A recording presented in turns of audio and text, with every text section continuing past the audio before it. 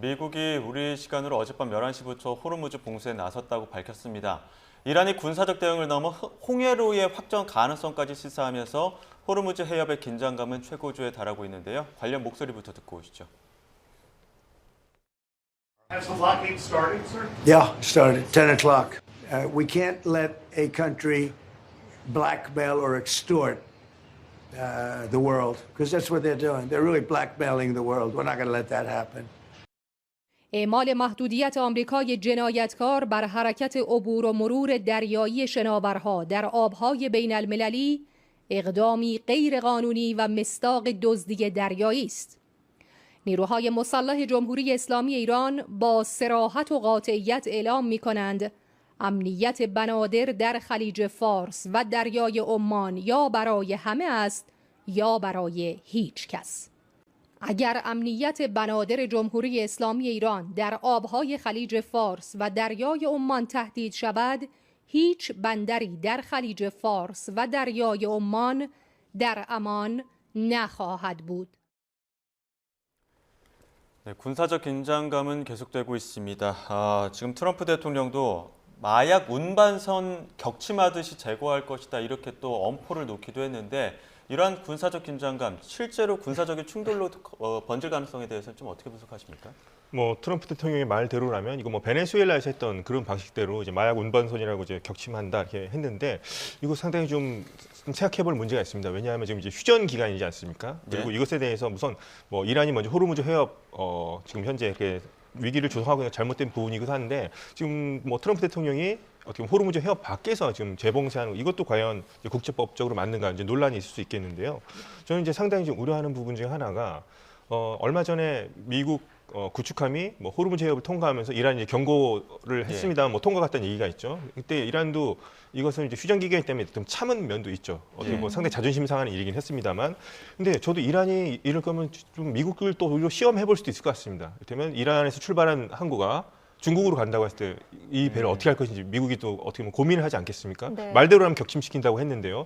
반대로 중국 배가 우리 이란으로 갈까 여기 지나가야 되겠다 했었을 때 그럼 어떻게 될 것인가?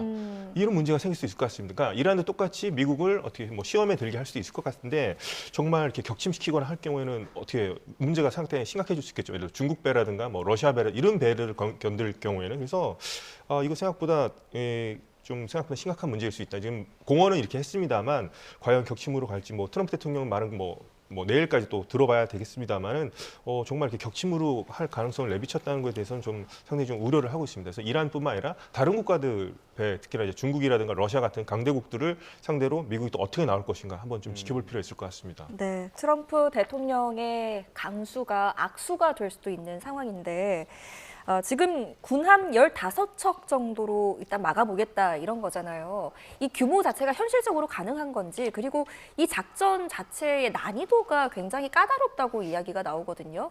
어떻게 보세요? 네, 그렇죠. 그러니까 지금 이런 상선을 검색하려면 부대가 직접 헬기를 타고 들어가서 상선을 검색하는 또 철저하게 좀 해야 되는데요. 또 그렇게 하기는 좀 어렵고 또 트럼프가 얘기했지 않습니까? 이란에서 나오는 그 원유를 실은 유조선과 통행세를 낸 이제 유선인데 통행세를 유조선을 또 어떻게 확인하죠? 통행세를 보면은 물론 통행세 내는 방식이 좀 이렇다고 합니다. 정확치는 않는데요.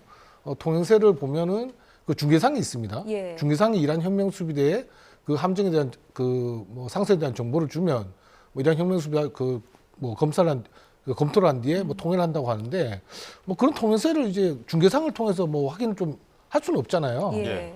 그러니까 약간 좀 모호한 것 같아요. 이 개념들이. 그냥 정말 저는 정말 이제 미국이 정말 이 호르무즈 해협을 봉쇄한다는 것보단 좀 이름처럼 있겠죠. 지금 현재 전쟁의 어떤 무게중심은 좀 바뀌었다. 이란의 어떤 군사력에서 호르무즈 해협 통제권을 가져오는 걸로 바뀌었다고 저는 생각하고 미국이 이제 앞으로 내가 호르무즈 해협의 통제권을 행사하겠다는 그런 측면이 좀 더 큰 것 같아요. 그리고 지금 보면은 미 해군 함정 15척이 있지만 지금 희망봉을 돌아서 지금 항공모 함척이 또 추가로 증파되고 있거든요. 그래서 아마 2주 안에 기간이 되면 미 해군 전력이 엄청나게 늘어나 있을 겁니다. 다시.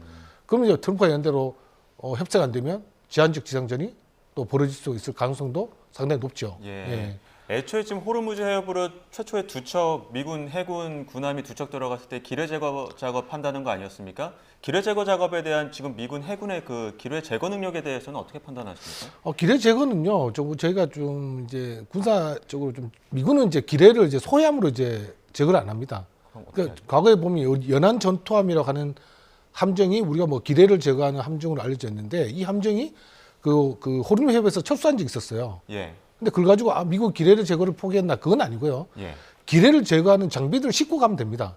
그게 뭐냐면 요즘은 이제 소해함이 가서 직접 기뢰를 제거하는 게 아니고 위험하잖아요. 예. 하는 게 아니고 무인 잠수정, 무인 수상정, 그리고 하늘에서 소해 작전 헬기가 있습니다. 예. 그 세 가지 방식으로 제거를 하는데 아마 제가 어제 이스함이 저 두 척이 들어갔다고 해서 이렇게 위험한 작전을 하죠 했는데 또 생각해 보면 아마 지금까지 전쟁이 진행되는 동안 무인 잠수정이 호르무즈 해협을 4cm 핥았을 것 같아요. 그럴 가능성이 높아요. 그렇지 않고는 미군이 함정을 넣을 수가 없죠. 예. 그런 차원을 본다면 기뢰는 아마 그런 식으로 제거될 것 같은데 일단 미 해군 함정이 그 두 척이나 들어갔다는 거는 그 핵은 기뢰가 없다는 뜻이 되겠고 이란 혁명수비대의 말도 좀 잘 살펴봐야 됩니다.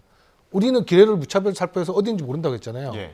그 이란 혁명수비대가 가지고 있는 기뢰들이 과거의 기뢰들이 아닙니다. 우리가 스마트 지뢰라고 하지 않습니까? 시한폭탄처럼 시간을 장입할 수 있어요.